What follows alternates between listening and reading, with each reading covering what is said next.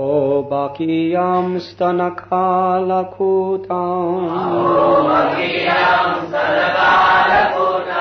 Jigham Sayapaya Yadapya Sadvi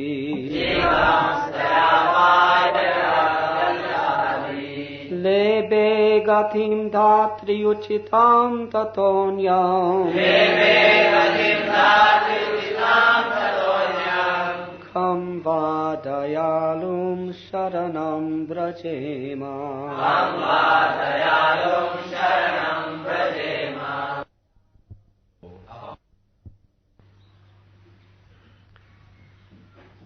Alas, how shall I take shelter of one more merciful than he, who granted the position of mother to a she-demon Putana, although she was unfaithful, and she prepared deadly poison to be sucked from her breast.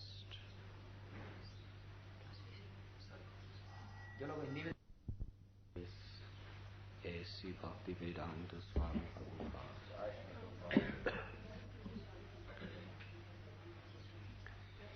Here is an example of the extreme mercy of the Lord, even to his enemy.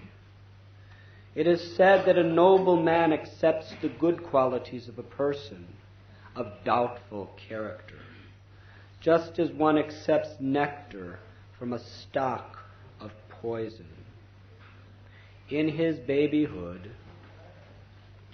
he was administered deadly poison by Putana, a she-demon who tried to kill the wonderful baby. And because she was a demon, it was impossible for her to know that the Supreme Lord, even though playing the part of a baby, was no less than the same Supreme Personality of Godhead.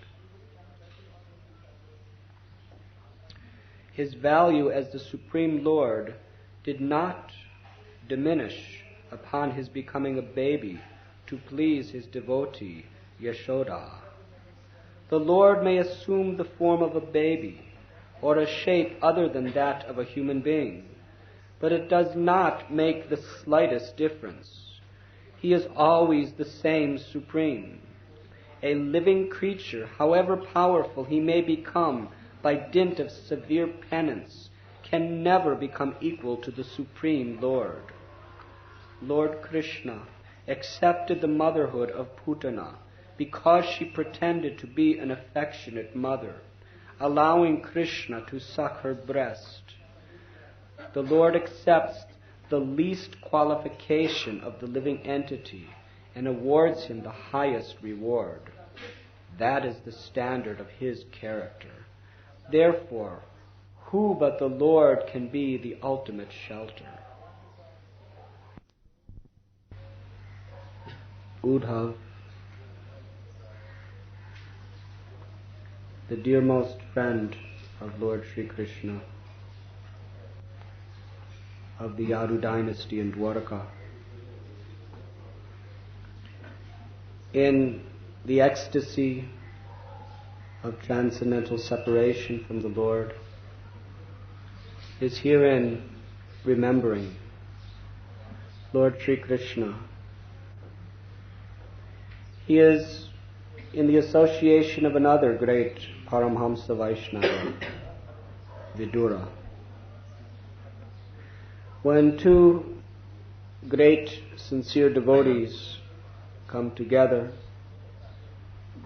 naturally the most auspicious topics of the Supreme Personality of Godhead are shared amongst them. Matchita madgata prana bodhiyanta parasparam kathayanthashtamam nityam tushanti charamanti cha. When the devotees come together, they take great joy in describing the wonderful character, qualities, pastimes, and names of the Supreme Lord. This is the treasure of the heart of all Vaishnavas, to hear and to chant the glories of Krishna. And in the mood of separation, Sri Chaitanya Mahaprabhu has taught the most intensified and sweetest manifestation of Krishna comes into our heart. And in the same way, the 6 Goswamis of Braja, they experienced and revealed to the world love of Krishna in the mood of separation. In Srimad Bhagavatam, we are finding in these pages Uddhava, enraptured in separation from Krishna, associating with the Lord from the core of his heart in that spirit of loving remembrance. He is remembering that beautiful Leela which took place in Sri Gokul Mahavan, when Krishna was appearing on this earth in the form of an apparently helpless infant child. Kamsa understood that the child that was meant to be the cause of his destruction had been born somewhere. Due to evil association, his mind became so perverted. Due to his egoistic attachment to this temporary life, he began to perform the cruelest, most inhuman activities. He ordered that every baby child be killed. Putana was the sister of Bakasura. She was a mystic yogi, but unfortunately she used her powers for the purpose of causing sorrow to others. She had the power to assume any forms she so desired. She was a witch, a Kechari witch, and her business was to kill baby children, and as a Rakshashi, she would take great pleasure in drinking their blood. So she assumed a form which was so beautiful. She looked like a celestial maiden, a goddess. And when she came to Mahavan, the residents of Braja, they thought she was some very, very, very special person who had come to give blessings to the newly born child, Gopal. Because she looked so very special in her charming appearance, she was given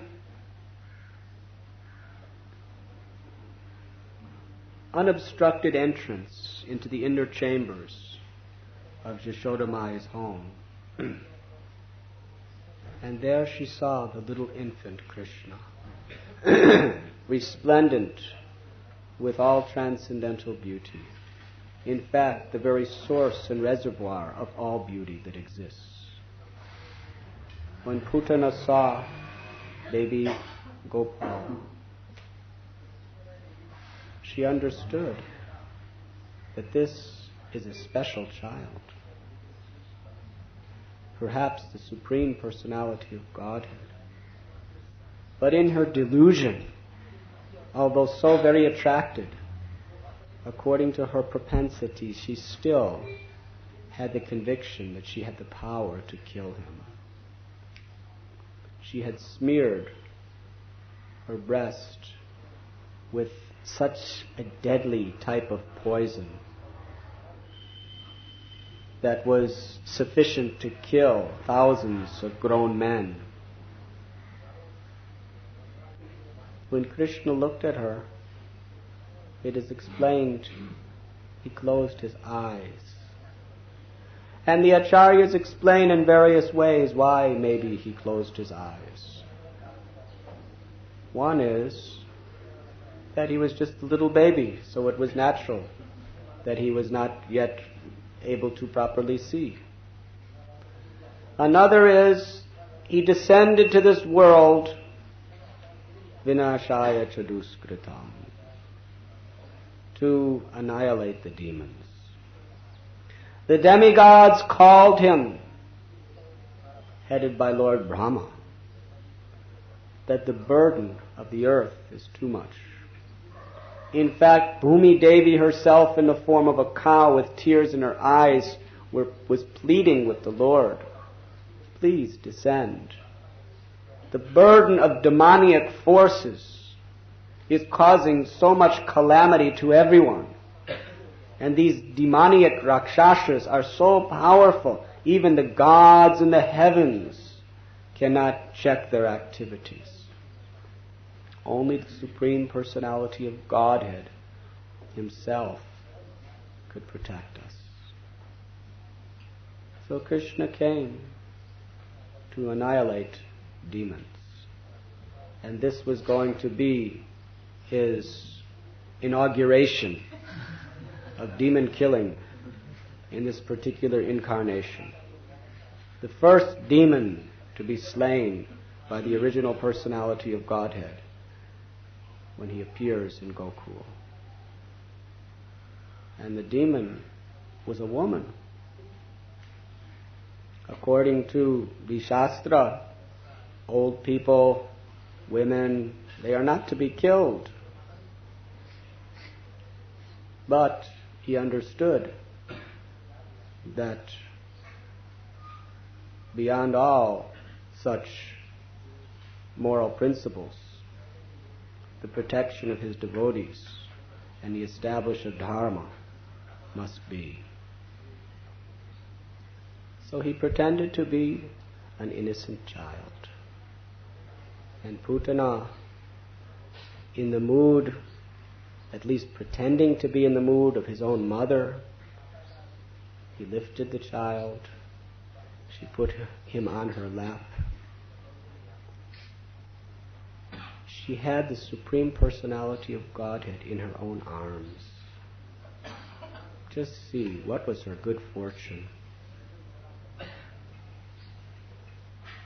As aspiring devotees, we are performing so many austerities, giving up so many things that everyone in this world is trying to enjoy, chanting so many mantras, engaging in so much puja, just with the hope that in some time Krishna will be pleased upon us and award us the pure unalloyed service of his devotees. But Putana, she had Krishna, whose body was like nectar. It is explained when the gopis held Krishna in his baby form in their arms, his body was soft like butter. Just the touch of him thrilled them in ecstasy. Just the sight of him just filled their hearts with infinite love. Putana had that same child in her arms, but because of her evil intentions, she could not experience anything but envy. Ye yatamam prapadyante tam stataiva bhajamyaham. As we approach Krishna, he rewards himself accordingly. Srila Prabhupada said, Krishna is non-different than the deity.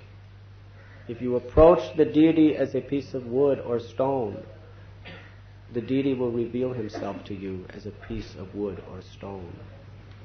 But if with great humility and sincerity you approach the deity with the desire to please and serve, Krishna will reveal himself as the all-loving, all-beautiful reservoir of all sweet qualities, the personality of Godhead, and fill your heart with transcendental love. Similarly, Krishna in his name. If we approach the holy name in a mood of being the humble servant of the servant of the servant, Krishna will reveal himself through his name as the all-attractive source of all bliss. But if we approach the holy name as an ordinary sound vibration, we will hardly hear anything but ordinary sound vibrations through the name. So, Putana placed that most evil and deadly weapon in the form of her poisoned breast in the mouth of child Gopal. And Krishna, he being merciful to everyone, samoham sarvabhutanam, Krishna says that I am equal to everyone. I have no envy. As you approach me, I will reward you. So Krishna very lovingly began to suck her breast. And as he sucked, a wonderful thing happened. He drank her milk. And then he drank the poison. And then he began to drink her very life force from her body. And as her life force was being dragged from her, she became too much inflicted with pain and suffering and fear. It was a terrible type of purification she was going through from her point of view. And with all of her power, she was trying to pull Krishna away from her. But Krishna, effortlessly, like a little baby, just was enjoying drinking and was just holding on. And soon she could no longer maintain her disguise, and she assumed her original form, which was 8 miles in size. First she ran out of the house of Mother Yasoda, then she assumed this massive, gigantic Rakshashi form, hideous to see. And with these gigantic hands she was pulling at Krishna, but Krishna just went on sucking and sucking and sucking. She was crying out, screaming, "Leave me, child, leave me." And she fell to the ground like an earthquake. And there, Krishna sucked the last trace of life from that body. And when the residents of Vrindavan saw this, they were shocked, they were amazed. Her belly looked like a huge, dried-up lake. Her fingers like bridges. Her breasts like mountains. And Krishna was still just crawling around effortlessly. Although all the residents of Vrindavan were in great fear, Krishna, so innocently, was picked up by them. And they all began to think that Krishna, he has been saved by the Supreme Lord. It must be because of our pious activities. And then Mother Yasoda began to perform various rituals to protect him by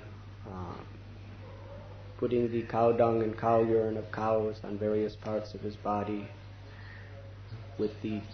and rubbing various auspicious ingredients with the tail of a cow. The cow is so sacred that everything coming from the body of the cow is all auspicious and invokes good fortune. And Krishna, he enjoys very much being bathed by the gifts that Mother Cow offers him, whatever they may be. Uddhava is here remembering what is the extent of the causeless mercy of Lord Krishna. that she came to kill him. But because she assumed the form of a mother, Krishna only saw that. She was purified of all her evilness and went through some suffering due to that for a few moments. But because she died in the very presence of the Supreme Personality of Godhead, in the mood of being her mother, his mother, Krishna accepted her as mother, and he sent her back to the spiritual world to be the personal assistant of Mother Yasoda in nursing Krishna. She achieved a form of liberation which only the greatest Paramhamsa pure devotees could ever hope to expect, to be the mother of the Lord eternally in the spiritual world. What other manifestation of Godhead, in what other religious system has ever manifested such infinite causeless mercy?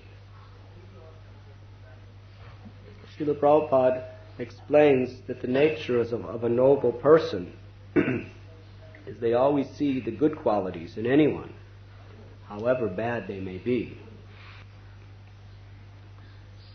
The quality of an unnoble person is they are always looking for the bad qualities in others, however good they may be. The fly is always seeking for the nectar, seeking poison, abominable substance, and the honeybee is always seeking nectar. So we should learn very carefully from this example. We should always be looking, searching for the good qualities in everyone, even our enemies. If you associate with the good qualities, you develop good qualities. If you associate with anyone's bad qualities by thinking about them, by speaking about them, then by that association you will become endowed with all bad qualities.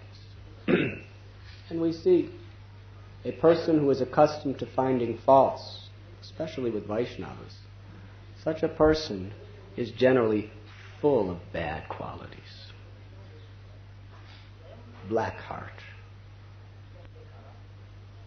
And a person who is always looking for the good qualities in others, even though they may have so many faults, because they're looking for the good qualities and speaking of the good qualities, such person, their heart is like a fresh lotus flower with nectar, always giving pleasure to the Lord and to their very soul.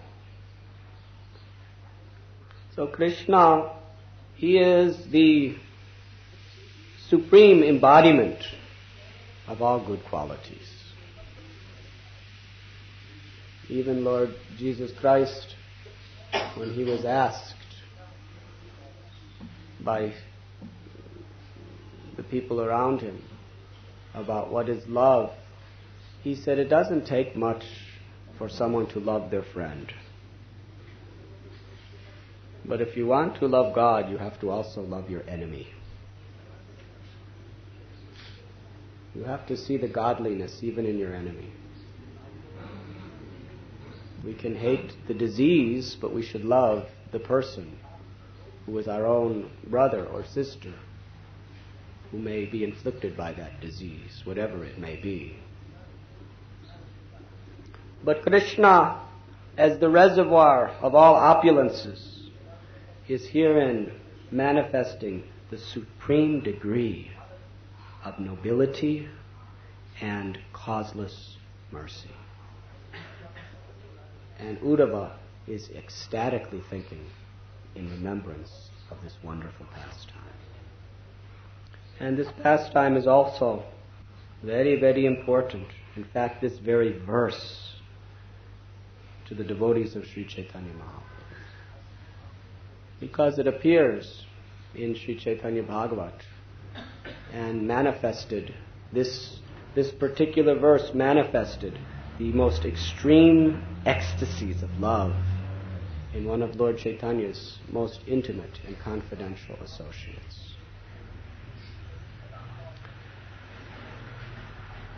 Lord Sri Chaitanya Mahaprabhu,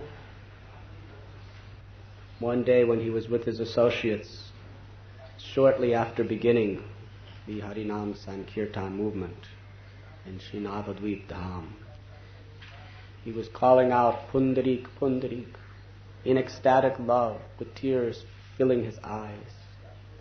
And the devotees were wondering, is he calling out the name of Krishna? Is he calling out the name of someone we do not know?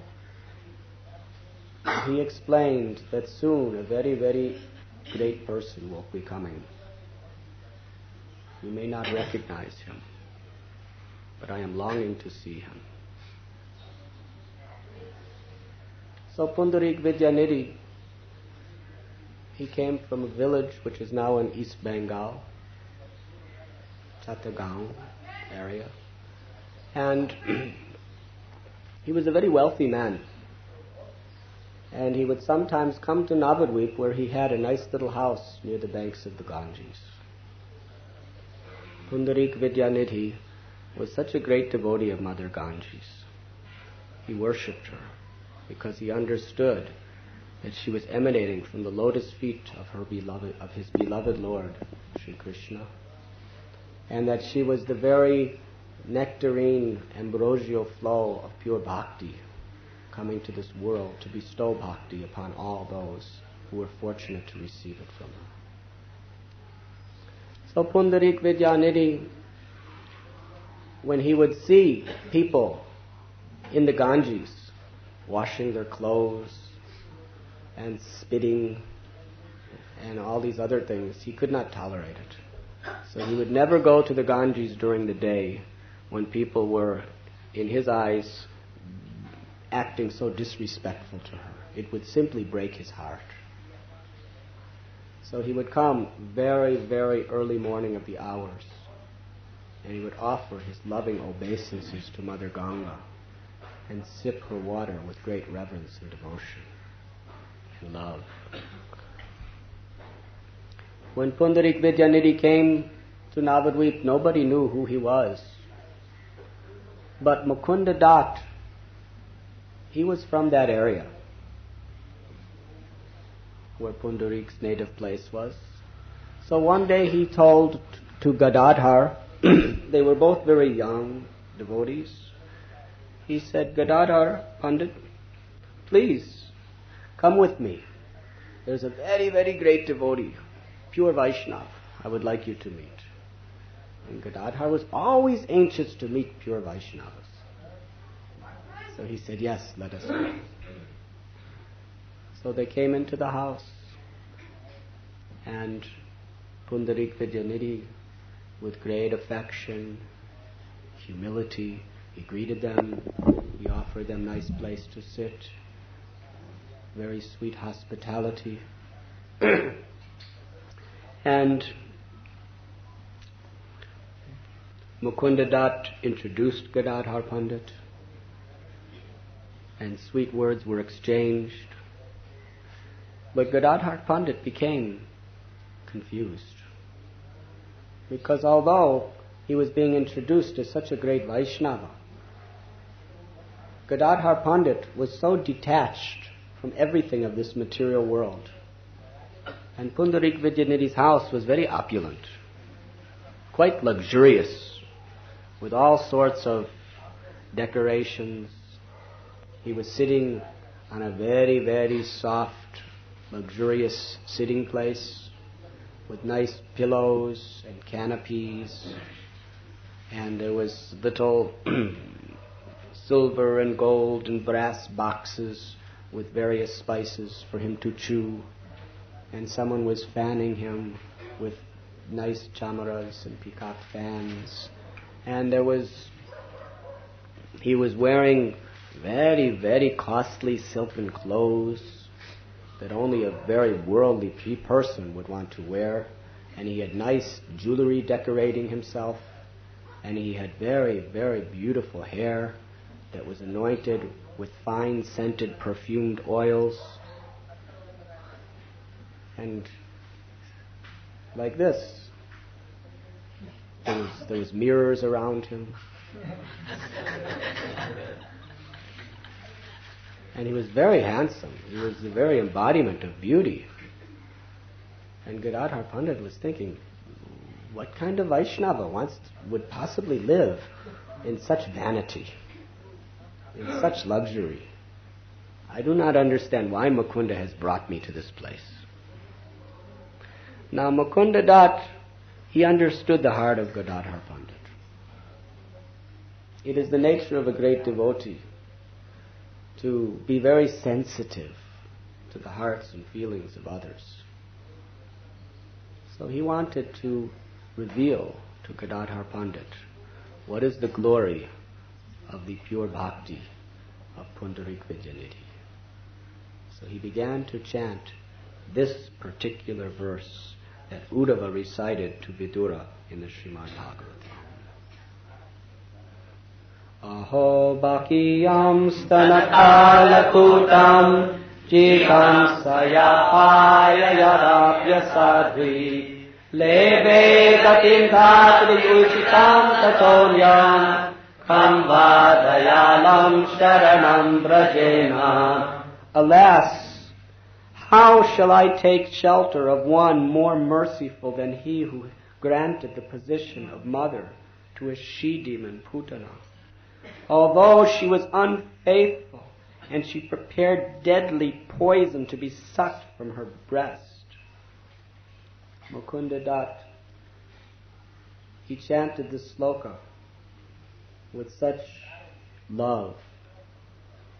When this sound vibration through the ears entered the heart of Pundarik Vidyanidhi, he lost all control of his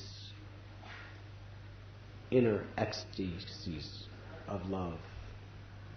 He could no longer contain himself. Tears began to surge from his eyes uncontrollably. Within seconds, his whole body and all of his clothes were soaked by those tears of love. They were shooting from his eyes. His hairs began to stand on end. His limbs began to tremble. He began to call out in a choked up voice in ecstatic love, "Who but Krishna is so merciful? What other Lord can we take shelter of?" And crying out these words, he just went into such a trance that others could imitate, but no one could experience but someone of his stature. His legs began to kick, his arms began to fly in all directions, his hair became scattered, he began to roll here and there and everywhere. He started ripping apart all of his clothes. He started just moving in such a way in ecstatic love. His whole body was just like tidal waves of ecstatic convulsions. And as he was doing like this, everything in his house was being broken to pieces. His clothes were torn. All the fine sheets and pillows were being ripped apart. Everything was falling down. Everything was being scattered as he was calling out the names of Krishna in prayers. And the devotees, his servants, 10 people tried to hold him down, to pacify him, but it was impossible. The surge of ecstatic love manifesting from his body was uncontrollable either to him or to anyone else. And in this way, Mukunda Dutt was chanting the glories of Lord Krishna, the killer of Putana.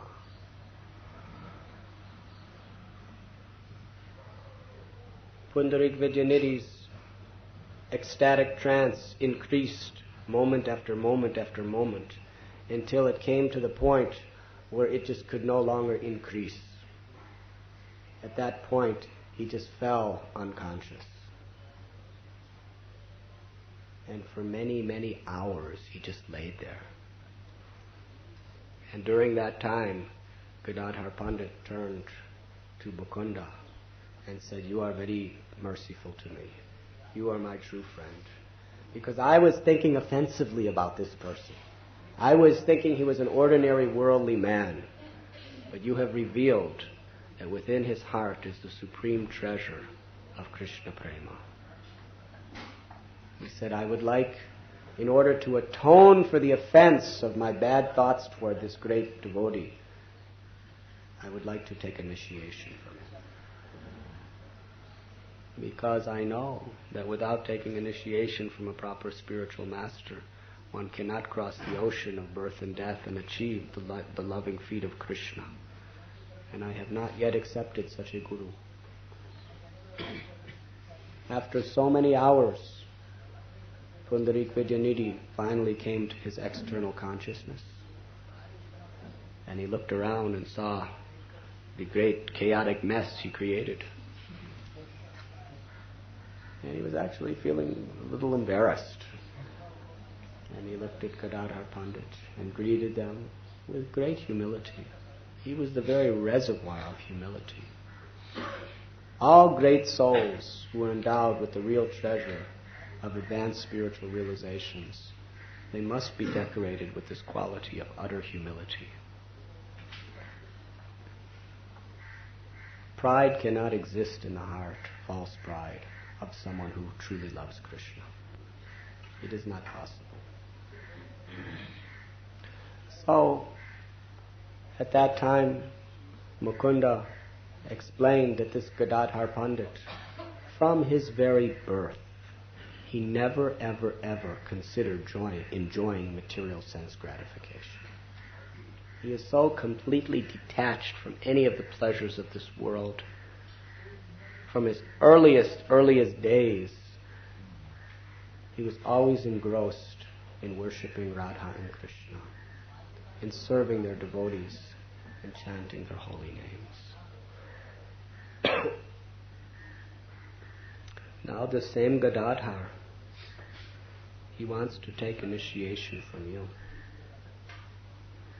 And Pundarik Vidyanidhi, overwhelmed with love for Gadadhar Pandit, he replied that after many, many births of serving the Supreme Personality of Godhead, can one ever get a disciple of the quality of Gadadhar Pandit?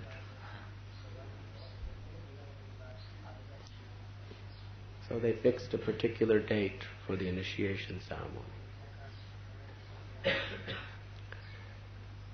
And Gadadhar Pandit surrendered his life and his soul to the lotus feet of his Gurudev.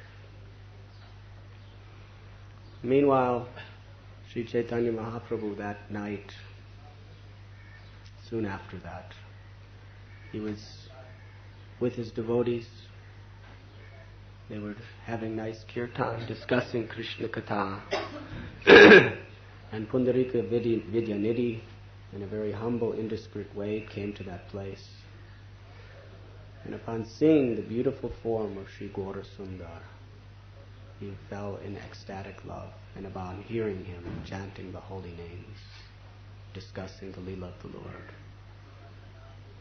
And when Sri Chaitanya Mahaprabhu saw his eternal associate, Pundarik Vidyanidhi, they embraced, they showered each other with their love. And Lord Chaitanya Mahaprabhu kept Pundarik Vidyanidhi always close by him. He explained, he used to call him Bapu, father. He would address him always as father.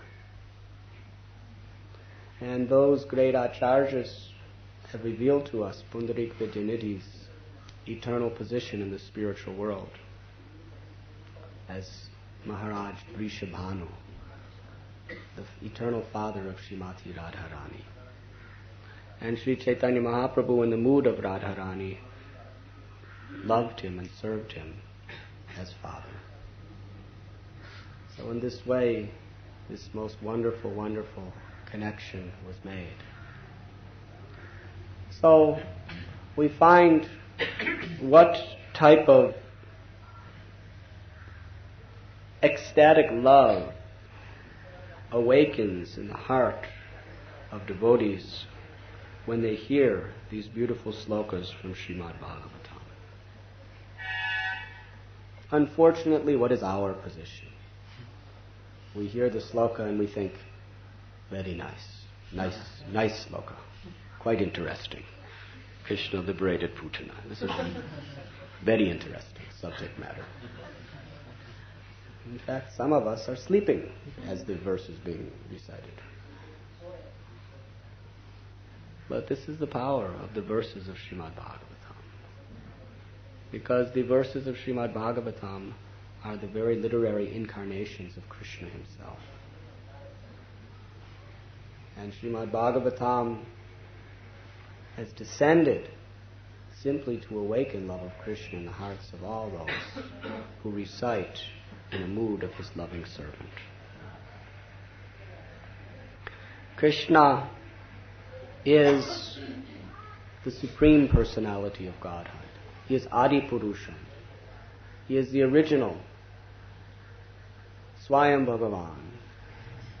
All the qualities of all the incarnations are most perfectly manifested in Krishna. He is all attractive. He is Rasa Bihari. He enjoys the sweetest, most ecstatic, loving exchanges with his devotees that no other manifestation of Godhead has ever revealed.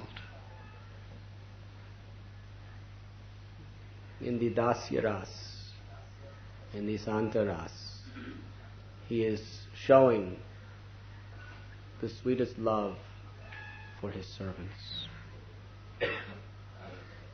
In Sakya Ras, he is exchanging love affairs with his friends that no other incarnation has manifested. If we read about the Lord of the Old Testament, or the Lord of the New Testament, or the Lord of the Quran, we find a very great, powerful, fearful God who punishes the wicked and rewards the pious. And he is worshipped with great reverence and attention. Fear God. That is the motto of the Western religions. Fear God. And Lord Narayan, Lord Ram, Lord Narasingha. We don't see so many Sakyas with Lord Narasimhadev. He has many servants and worshippers, but as far as playing with him and everything, he doesn't have that lila in this way. All the manifestations of God in the Vaikunthas are worshipped with great reverence. But Krishna, just to intensify the intimacy of love as Ras Bihari, Rasa Raj, he becomes the friend. They play together in the pasture grounds of Braja. Sometimes they dance, sometimes they fight, sometimes they argue, but it is all just exchanges of ecstatic love. In fact, Krishna explains that when the personified Vedas and all the great Mahants and Pandits chant the various slokas glorifying me as supreme, I do not derive even one drop of pleasure compared to the ocean of pleasure I receive when my friends, the cowherd boys, chastise me and argue with me. What to speak of when Mother Yasoda punishes me? What to speak of the gopis when they find faults with him? Because it is with such intimate love. Vatsalya Ras, where Krishna takes the form of a helpless child to be loved by Yasoda and Nanda, and Madhurya Ras, where all of the conceptions of Krishna being supreme are overwhelmed by the pure love of the damsels of Braja. So in this way, taste the sweetness and the nectar of the unique position of Krishna. Sometimes people ask us, why you worship Krishna? Why don't you worship all the gods? What's wrong with this god or that god or other gods? Why you're so fixed on Krishna? I think we have all heard these comments coming from our friends, our relatives, people we meet. This verse explains why only Krishna. Because there is no one so merciful as Krishna. There is no one so willing to open his heart to give pleasure to his devotees and receive the pleasure of devotees than Krishna. And therefore, we understand that by worshipping Krishna, automatically, all of the various expansions, all of the various incarnations, all the various devatas, they are fully satisfied simply by worshipping Krishna. We were discussing last night Mahavishnu. Even Mahavishnu wanted to have darshan of Krishna. He stole the Brahmins, one Brahmin. He had children through his wife, and as soon as the birth, the child would die. So the Brahmin was very upset, because in those days the king had such power that he actually, his pious acts and the way he performed yajna and protected the citizens, unnatural things never happened. So the Brahmin accused Maharaj Ugrasena, how is this happening? The father is supposed to die before the son, and all my sons are dying before me. You are a useless king. I say that you are useless, and your Krishna is useless, everything's useless if you can't save my son. And when Arjuna heard this, he became very enthusiastic to protect the dignity of Ugrasena, the king of the Yadus, and Krishna, the Supreme Personality of Godhead. He said, I will personally protect your next son. You have no fear, he will survive. Death personified will be defeated by me. So when the mother was in the maternity ward, Arjuna with his mighty Gandiva bow was standing right outside so that any of the messengers of death that may come would be stopped by him. And the wife gave birth, and the child died. Arjuna was thinking, how is this possible? And he vowed, I will find this. He actually vowed he would enter fire. He would commit suicide if he did not protect the child. So he decided to search for the child. So he went all over the universe. He went to Yamaraj. Yamaraj, I don't know where this is. I didn't take him.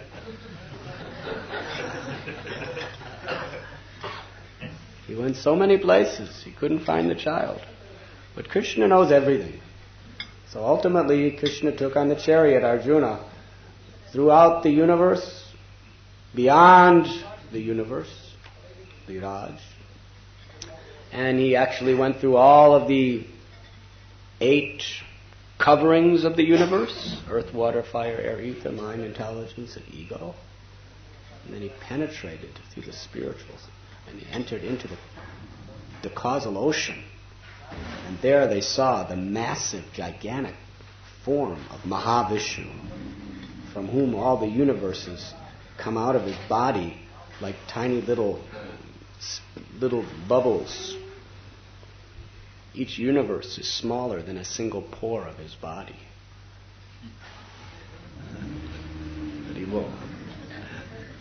So Arjuna was standing before Mahavishnu. And when Mahavishnu saw Krishna, he offered his obeisance. And he said, yes, I have your son. have the son of the Brahmin. I took the son of the Brahmin because I wanted to have darshan of Krishna. The longing of my heart was to see the beauty of Krishna. So I had made all these arrangements just so that Krishna would come before me. So Krishna is, and Mahavishnu is the source of all of other incarnations that come into this world. So we should understand who is Krishna. We should not just think that everyone has their God to worship and so do we. We accept all religions. We are not sectarian. Any proper form of God that is revealed through authorized scriptures, we honor and respect, as well as their devotees. But still, we should understand the unique, supreme, transcendental position of Krishna. And we should chant His holy name. And we should maintain exclusive devotion to Krishna. When we see the other forms of the Lord, of the other forms of religions, we understand that this is my Krishna, partially expanding Himself to show mercy to these people. But it is Krishna. Whatever we see, whoever we see, we should increase our love for Krishna. Why? Alas, how shall I take shelter of one more merciful than He, who granted the position of mother to a she-demon, Putana, although she was unfaithful and she prepared deadly poison to be sucked from her breast. Lord Sri Chaitanya Mahaprabhu is that same original personality of Godhead, Sri Krishna, in all opulences, coming to give to the world this realization of love for Himself through the chanting of the holy names. Hare Krishna, Hare Krishna, Krishna Krishna, Hare Hare, Hare Ram, Hare Ram, Ram Ram, Hare Hare. Is there any questions?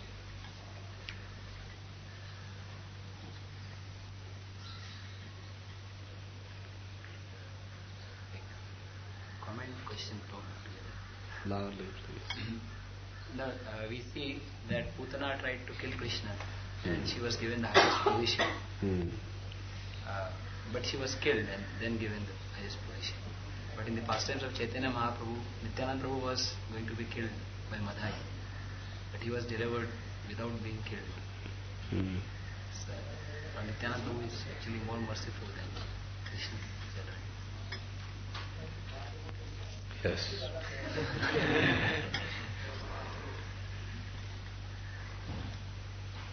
The same mercy, but delivered in an even more magnanimous form.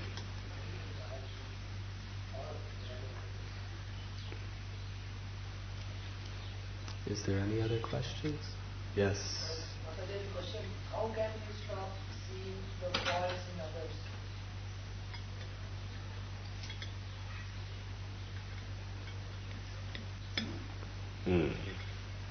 If you stop seeing the faults in others, you become very dear to Krishna. Rupa Goswami explains the quality of a great devotee is he no longer has any propensity to criticize others. Of course, sometimes Srila Prabhupada would call people rascals and bogus and nonsense. But he was not criticizing them. He was like a medical doctor with pure compassion, diagnosing their disease. And with love, he was actually trying to protect us from contracting that disease.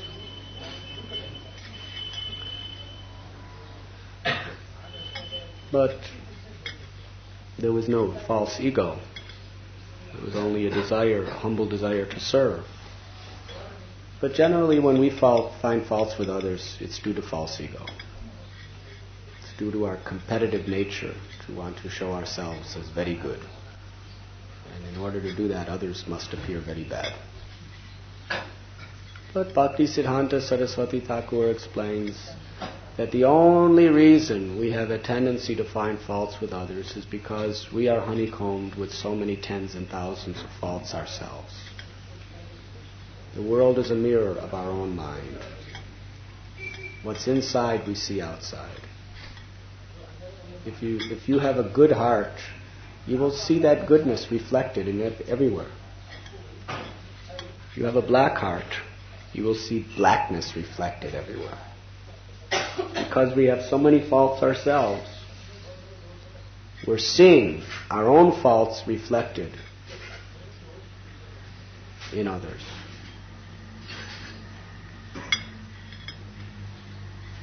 So how to give up this tendency? First of all, we have to be extremely attentive and careful to tolerate that urge, which is the destroyer of our spiritual lives. We may be seeing faults in others, but if that other, especially anyone, especially devotees, because devotees are very dear to Krishna, especially, if we see faults in them, we should somehow or other tolerate it and not speak it. Because as soon as you speak it, you commit an aparad, and that aparad will very severely check your spiritual progress. Severely. So that is the first thing. And while we're checking it, while we're tolerating it, while we're not allowing ourselves to speak it, we should actually, with our good intelligence, we should take shelter of Krishna and His name, and take shelter of the proper philosophy by which we can understand what's really happening. Even if the fault is true, because the person's trying to be Krishna conscious, Krishna doesn't consider it. Krishna sees the good they're doing. Krishna saw the good in Putana. And we're seeing the faults in a devotee who's trying to give their life to devotional service. So we should understand that we should try to find our own faults and leave others alone. That is an austerity. It is a necessary austerity. And with the same mouth that drinks the poison of fault-finding of other Vaishnavas, we should drink the nectar of glorifying those Vaishnavas. That is the real austerity. When you see faults in other devotees, you should speak their glories. If you can perform that austerity, you will go back to Godhead. This is our guarantee. If you cannot, you will remain in this world in anxiety. So we must overcome it by tolerating the urge to find faults, and by glorifying the Vaishnavas, seeing and speaking the good in Vaishnavas, and performing our sadhana in this mood of hearing and chanting the glories of the Lord. When we taste the nectar of Shravanam, Kirtanam, Vishnu, we taste the nectar of hearing and chanting the glories of Krishna and His devotees, then the rubbish of fault-finding becomes so unpalatable. We must strive to experience the higher taste. Keep ourselves engaged in the higher taste of Hari Katha and Hari Kirtan. Yes? You explained that every syllable of Bhagavatam, it is said, by Prabhupada books, that every syllable of Bhagavatam is not different from Krishna. How can we understand it? Because like the ordinary alphabets are there. Same alphabets compose the Srimad Bhagavatam, but yet it is transcendental. So how can we understand this? It's not different from Krishna, every syllable. That means every word is not different from Krishna. Yes. Because Krishna is wonderful, and He has inconceivable potencies. Same thing, you may say that the deity is the same marble that the floor is made out of. So what is the difference between the floor and the deity? The difference is Krishna entered into the deity to receive your love, to manifest himself. Similarly, you may say the name Krishna. It is made of the same alphabetical letters as so many other people's names. But the difference is Krishna is manifesting himself by his inconceivable potency within the deity of that name. In the same way, Srimad Bhagavatam, every syllable of the Bhagavatam, although it may appear to you as ordinary alphabetical letters, but Krishna has manifested, is like a murti of Krishna in sound vibration. Krishna has manifested himself. Vedavyas, Prana Pratishta, he installed Krishna within every syllable of the Bhagavatam. And he's there to accept your worship and reveal the highest truths through every syllable.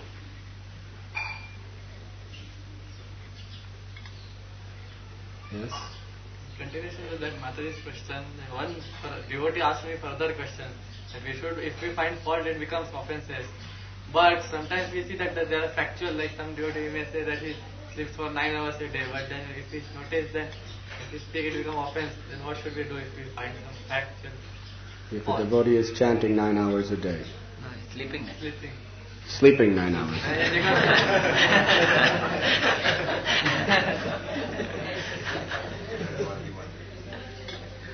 So are you asking whether you should glorify him for sleeping 9 hours a day?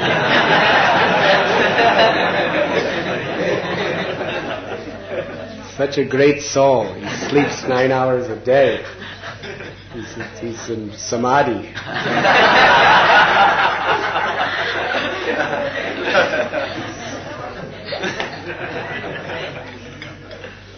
No, you should try to help him. But it shouldn't be in the mood of finding fault with him. If you're pointing out the difficulties of somebody that somebody's having in a mood of serving them, that is not fault finding. Fault finding means I'm the enjoyer. You're in the enjoying spirit.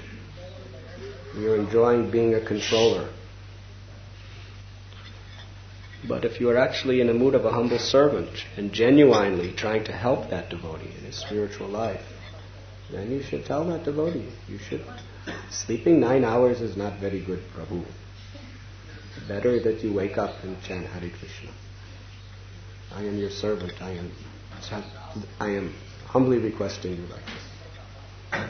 Or if you're a temple manager, you may say, as your humble servant, I must say to you that if you want to stay in this ashram, you kindly get up for Mangalarti.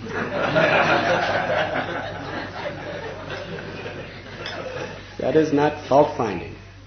That is trying to protect the standards of the ashram in a mood of service. There is a difference between gossip and being a compassionate servant.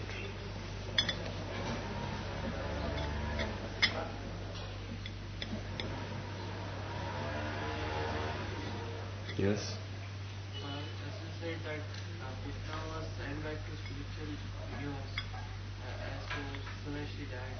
But Yasoda Mata and Krishna were in this universe. So, how is both the places? Krishna never leaves Goloka Vrindavan. It's not that he leaves Goloka Vrindavan to come to this world. Because actually,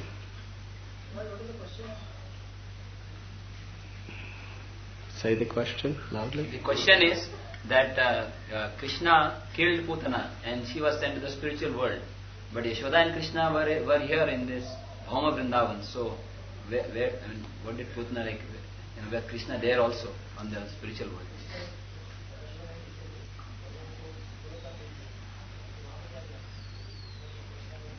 Within the cosmic manifestation, there are innumerable universes. And in every universe, Krishna comes once in a day of Brahma. during the time of the Vaivashvat Manu period. So at any given time, Krishna is actually in millions of different universes. Right now, Krishna is in so many universes. And as soon as he finishes one pastime in one universe, he's performing that pastime in another universe. And yet, he never leaves in his original form, Goloka Vrindavan. He simply, by his inconceivable potencies, Krishna in Goloka expands himself in his original form. And when he expands himself with Krishna, every one of those expansions are fully endowed with all of the original qualities of Krishna. There is no difference. So Mother Yasoda also expands herself along with Krishna in his entourage by his inconceivable potency. Mother Yasoda is not an ordinary jiva. She is actually part of Krishna's pleasure potency. As Sri Radharani. So these wonderful, wonderful pastimes of the Lord are taking place in so many places, and they are eternally taking place in the spiritual world. So when Putana was liberated, she went to be the assistant nurse of Mother Yasoda.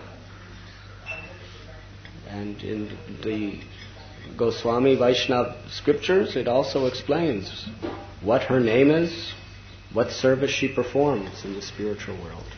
Putana. Of course, she's not Putana anymore. This is Krishna's mercy. At Putana's position is she was also wanted to kill Krishna, and if we compare with Aghasura, who also wanted to kill Krishna. And Aghasura happens to be the brother of Putana also. So how is it that Aghasura attained only the... Bakasura. Actually it explains in the Bhagavatam that Aghasura is also the brother of... They are both. Both. So Aghasura simply attained... Big family of demons.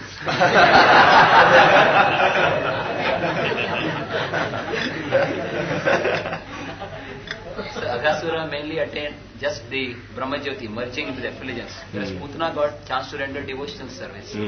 Why this distinction any particular? Why? Because Aghasura didn't give Krishna the milk from his breast.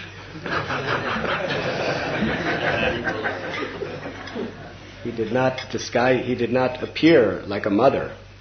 He appeared like a huge cave to devour Krishna. But Putana actually assumed the form, the role, and the service of a mother. She just had the wrong intentions.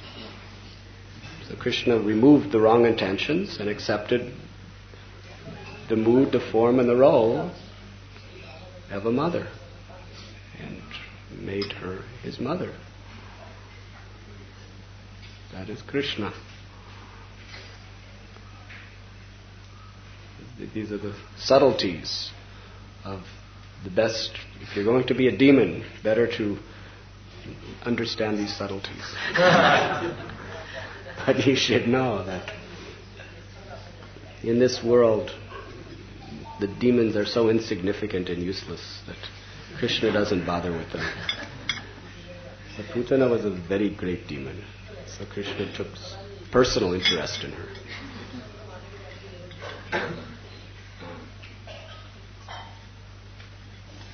Some people say that if I just have so much sense gratification, I'll burn myself out and become detached.